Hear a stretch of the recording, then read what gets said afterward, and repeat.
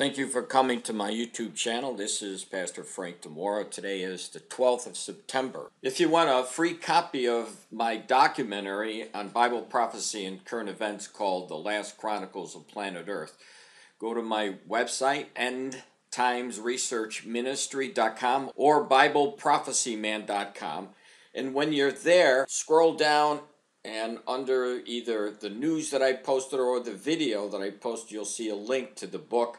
I updated it September the 4th of 2018. And I want to get right into it today. I want to give you a host of prophecies that Jesus Christ gave to us that were supposed to happen just before he came back. These are the signs of the birth pains before the Lord returns to earth. We're seeing those birth pains now. The reason why I'm going to give you a list of the different signs is because I want to bring in an article that hopefully would help open your eyes to what Jesus is really showing us and the truth behind what he is showing us. The first one I want to show you is from Luke 21:11. For anyone who hasn't read the Bible yet, these are the very words of Jesus Christ in Luke 21:11. He says, "And great earthquakes shall be in divers places." In other words, there's going to be many earthquakes, many places, and there's going to be great earthquakes. He also says, continuing on in verse 11, "and famines and pestilence." In other words, people are going to be starving, and there's going to be great sicknesses that are going to take place just before he comes back. He also says, in continuing, "and fearful sights and great signs there shall be from heaven." Now I'm going to skip down to verse 25 where he continues on with some of these birth pain signs. He says this, "And there shall be signs in the sun and in the moon and in the stars and upon the earth, distress of nations with perplexity, the sea and waves roaring." So they are going to be signs in the sun. And I'm going to connect some other prophecies, what Jesus is saying here in Luke 21:25, because the sun is going to be intense in the last days. And when the sun becomes intense, it is going to cause droughts. Those droughts are going to cause famines, hunger. And what is associated with famines and droughts? Pestilence, diseases. But he tells us that there is going to be perplexity, distress in the nations because of the seas and the waves roaring. So we do know there's going to be massive storms at the same time that these other signs are coming as well. And of course, with these massive storms, we've seen the complex problems associated with the devastation left behind from the storms. Right now, Hurricane Florence is making its way to the east coast of the United States, and it's probably one of the biggest hurricanes this country has ever seen, hitting the land there on the east coast.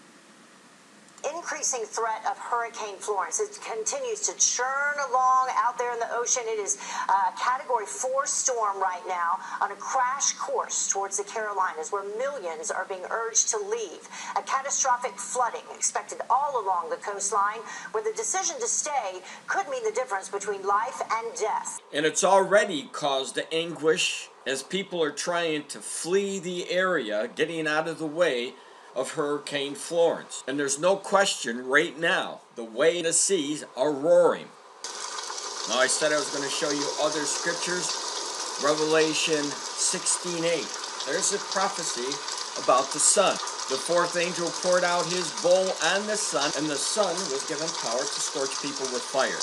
So associated with those birth pains, signs from the sun. And if he tells you he's going to scorch people with fire, that means that this earth is going to be parched. It's going to be dry. And what's associated with the dryness? Droughts, famines, just like he pointed in those other scriptures I already shared with you. Now, that's not the only one that the Lord gives to us about the sun. Look at this. In Revelation chapter 7, verse 16, "Never again will they hunger. Never again will they thirst. The sun will not beat upon them, nor any scorching heat." You would have to read the book of Revelation to understand this passage.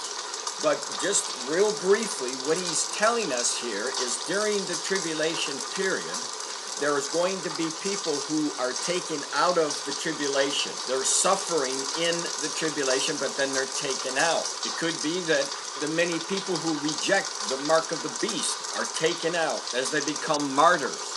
And these are the people who were hungry.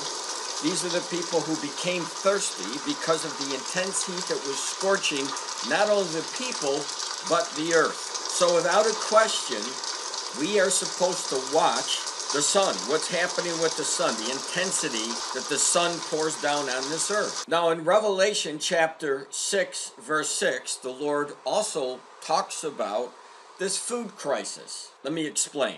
Revelation 6:6, this is what it says. And I heard the voice in the midst of the four beasts say, a measure of wheat for a penny, and 3 measures of barley for a penny, and see thou hurt not the oil and the wine.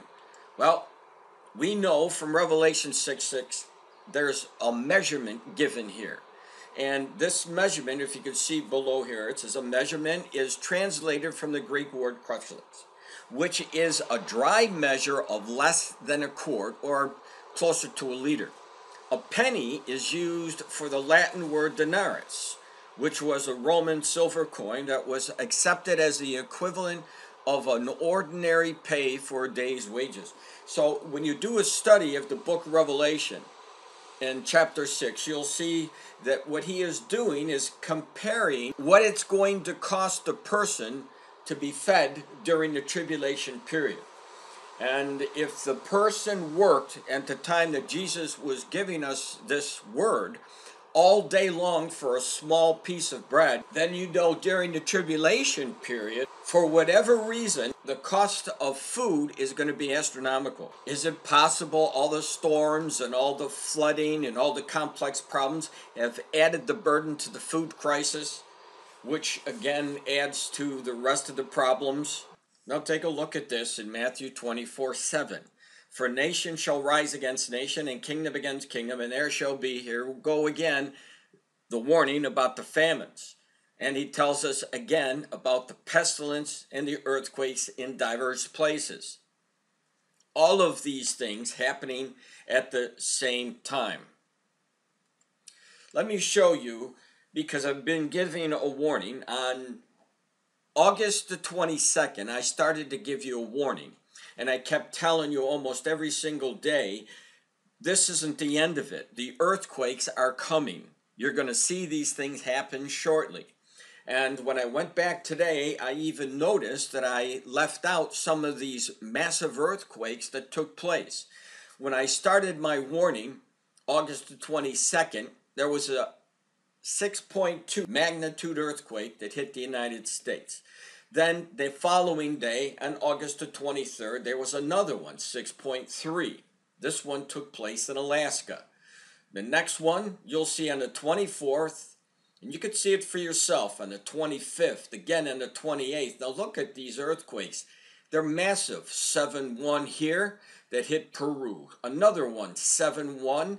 And here in Fiji, a 7.8 earthquake. So since the 22nd of August, there have been 15 great earthquakes that have already hit in many places around the world. This isn't the end of it. You're going to see even more, because the Lord warned us we would see these massive earthquakes, the great earthquakes that he talks about. I want to turn my attention to a BBC News report that came out yesterday, September 11, 2018. The global hunger increasing, UN warns. And the reason why I'm bringing you this article is because it ties in a lot of the prophecies that I just showed you in my prelogue. And under the heading of this picture you see here, it says the number of people suffering from hunger has increased during the past 3 years. After years of decline, a UN report suggests. Now keep in mind, one of the prophecies that I showed you, he talks about the birth pangs. So we see the conditions of the earth getting worse, like a labor pain, then backing off and then getting much worse than it was before. This is exactly how it's supposed to happen just before Jesus Christ comes back. According to the analysis, 831 million people globally were undernourished in 2017, about one person in every 9. And nearly 151 million, 22% of the global total, have their growth stunted by poor nutrition. The authors say extreme climate events are partly to blame for the rise and call for urgent global action. So to begin with, the extreme climate, this is the extreme weather that I've been showing you through those prophecies, and they're mentioning what's going on.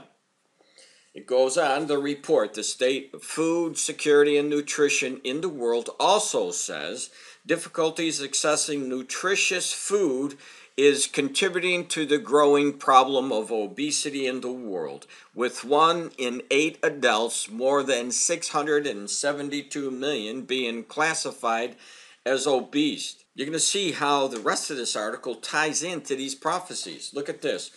The authors note of frequency of extreme climate events, floods, heat, storms, and droughts has doubled since the early 1990s. 4 of the prophecies that I just covered are mentioned in this article. They say the report sends a clear message that climate variability and exposure to more complex, frequent, and intense climate extremes are threatening to erode and even reverse the gains made in ending hunger and malnutrition. Climate extremes have a direct impact on crop yield and food availability, but can also reduce the number of fit and healthy people available to grow the harvest crops, the time and money people have to find nutritious and safe food.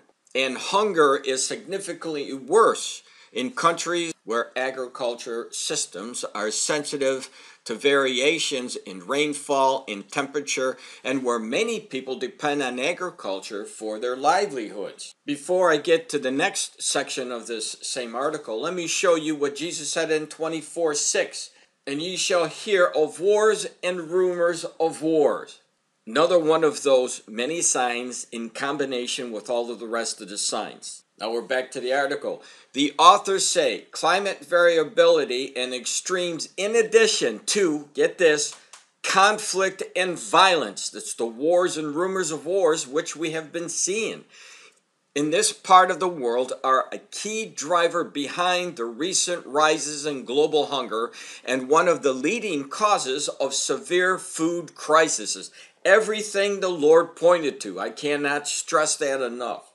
And they call for a coordinated global and local action so countries become more resilient to climate-related disasters. Commenting on the report, Robin Willoughby from Oxfam said, "It is shocking that after a prolonged decline, this is the 3rd consecutive year of rising hunger." Again, signs of those birth pains. The inescapable fact is that climate change is now leaving people around the world without enough to eat. Now, what happens when the food declines? Obviously, the less food you have, the more expensive it's going to be. And you can see why the Lord pointed to Revelation 6:6 when he measures the food of the last days. Hunger is significantly worse in countries hit by, here you go again, severe droughts and flooding, of which we are now seeing in many places around the world. A hotter world is proving to be a hungrier world. Check it for yourself. Look at the facts. For the last 15 years in a row, the global temperature has risen. So the scene that we see being played out in this article, where people are hungry, this is only the tip of the iceberg compared to what Jesus shows us what's going to happen during that tribulation period. And since we're already in the birth pain signs, it would be advisable to you to pay attention to what Jesus shows us about our future. Because without a question, in the New Testament, in Matthew, the book of Luke, and Mark, he shows us about the global hunger. And especially in the book of Revelation, where we see all of these prophecies reaching their max. Let me go now again to the book of Revelation, this time to chapter 16, verse 3. This is where Jesus says, the second angel poured out his bowl on the sea, and it turned into blood like that of a dead man, and every living thing in the sea died. Notice he doesn't say blood. This is quite often misinterpreted. People think that, it's going to be blood, but he tells us blood like. In other words, something is going to happen to our water systems that it's going to appear to look like blood. And we are definitely seeing exactly what Jesus warned us in Revelation 16:3. Let me show you. And what you're looking at here is chapter 17 from my book, which again you can get for free. And this is where I discuss, in part, the creatures in the water, in the seas, that are dying off in mass numbers. And I use Revelation 16:3 here, where the sea will appear as blood-like, just like I showed you. Now, what could cause the water system to appear blood-like? I scroll down and I'm showing you some pictures of different areas around the world where the bodies of water, the seas, the rivers, the lakes, are turning to blood-like. And part of the reason is because the increased temperatures from our scorching sun is changing the consistency of the water. Waterways are getting warmer, and it causes these algae blooms, red tides, that appear to make the water, the bodies of water, look like blood. And in doing so, as these red tides move in, any creature that is in the red tides and is loss of oxygen, those creatures are killed. They die off. I scroll down, you see other algae blooms that appear to be blood-like in Australia, particularly Sydney, Australia in this case. Here's another one that came out July 25th of 2014. River in China mysteriously turns bloody red overnight. Here's two more. Florida's coast and also South America. You can see the waters that appear blood-like. So when you see pictures like this, compare Revelation 16:3, what Jesus warned, to what's happened currently with all of the rest of the signs, all at the same time, and you get a really clear picture that Jesus' warnings in this generation are coming to pass, and that means we're moving very, very close to the beginning of the 7-year tribulation. I want to show you a prime example concerning the blood-like reports that are coming out. The birth pain signs that Jesus talked about in this article that is entitled Distribution of HABs Throughout the World. And HAB, all that stands for is harmful algae blooms. Several decades ago, relatively few countries appeared to be affected by HABs, but now most coastal countries are threatened. In many cases, over large geographic areas and by more than one harmful or toxic species. Many countries are faced with a bewildering array of toxic or harmful species and impacts, as well as disturbing trends of increasing bloom incidents, larger areas affected, more fisheries resources impacted, and higher economic losses.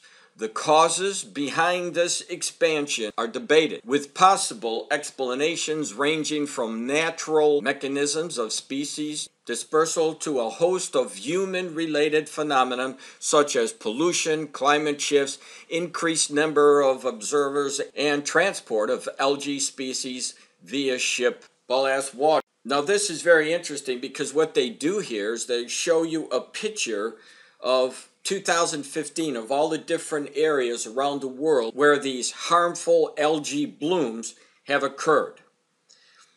And in this, it tells you to click and compare the difference between 1970 and 2015. And this is a good way to show you the birth pains that Jesus Christ talked about. Look at this. Now, this is 1970. Very few red dots showing us these algae blooms compared to 2015 where they're all over the place. There are some more recent pictures of red tides that are coming ashore and doing a lot of damage to the sea life. You'll see the red tide that affected the United Arab Emirates in May of 21st of 2018. Florida, for example, is under the threat right now. You'll see the National Geographic that was published August the 8th of 2018. A deadly algae bloom off the coast of Florida has killed thousands of sea creatures. And then there was also Iran. They reported in their financial report on August the 26th of 2018.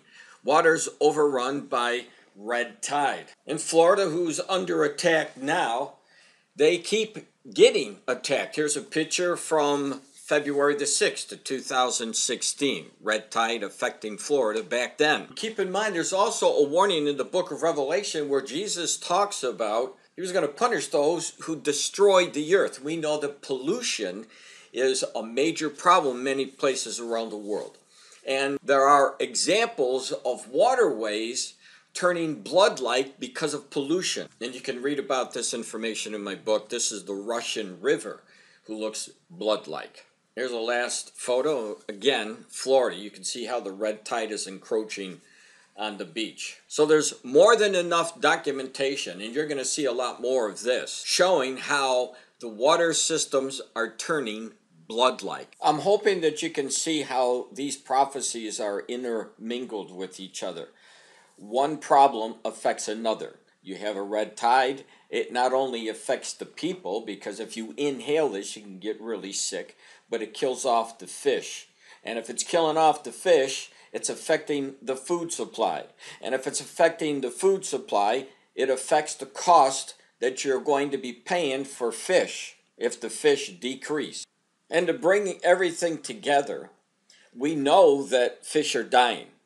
And if you go into my book, you'll see literally thousands of reports from the past 7 years, going on 8 years now, where animals, fish, and birds are dying off in mass numbers. And Hosea and Zephaniah warned us about the last days and how the birds of the fields, the fowls of heaven, the fishes of the sea were going to be dying off in mass numbers. You could see it says, shall also be taken away. If you've already seen the Revelation 11:18 verse where the Lord gives us that warning about those that destroy the earth and what will happen to them. So just bringing it all together, you'll see that these red tides are killing fish, but that's not the only thing that is killing off so many fish.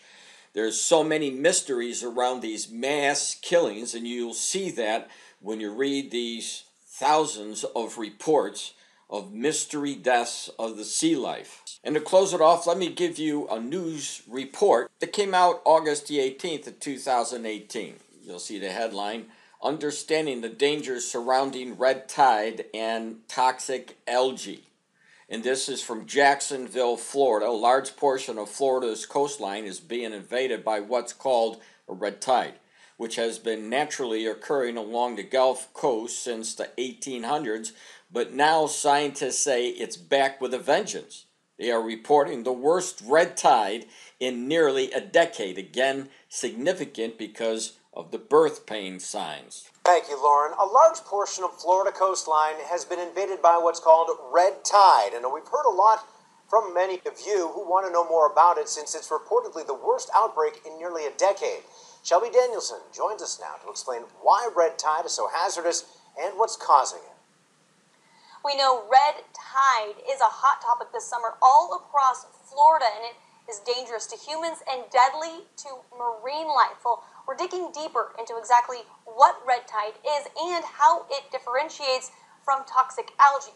The video is heartbreaking. Miles and miles of our sandy beaches filled with marine life suffocated by red tide. And it's about 150 miles long, a couple miles wide, so it really is massive in effect. Dr. Andy Willett is a marine biology professor at Jacksonville University. I wouldn't say it's getting better. These red tides, they can be patchy, they can be a little bit smaller 1 week. Scientists are measuring it each week, which you can see marked in these maps here. The red dots show its growth. Normally it dissipates at the beginning of winter. However, this has been going on since last October. So we're in 10 months here, and we expect it to go on for months more. One of the contributors to red tide is said to be fertilizer runoff, but it's naturally occurring.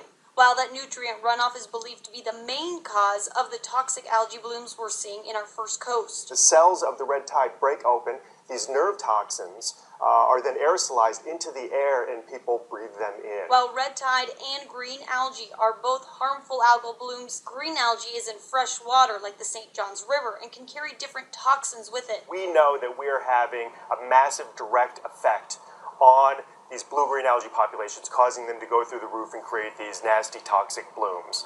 Whereas the red tide, we know that it's natural, but we also suspect that when it gets inshore, that our fertilizer is exacerbating the problem instead of causing the problem, which we think we're doing with the blue-green algae. So now hopefully you'll see why I brought you this article, Global Hunger Increasing, UN Warns. Because as I said, one article contains a lot of the same exact signs that Jesus said to look for. And they branch out, entangling all these other signs as well. Please, now is the time to pay attention to the Lord's words found in the Bible. He's telling us the truth. He's telling us things that are going to happen before they happen. This is what he promised from the Old Testament. He says, I will show you things before they take place. And this is why we, in this generation, the final generation, know and have the knowledge of what to look for. Our knowledge is increasing, by the way, and that is another prophecy found in the book of Daniel. And that has happened only in one single generation. And to cap it off, this increase of knowledge that everyone knows about is taking place all at the same time as everything else Jesus said to look for. Give your life over to Christ. Ask him to save you today. And he will come into your life and you will be a new person starting today. This is Frank DiMora with the End Times Research Ministry. God bless.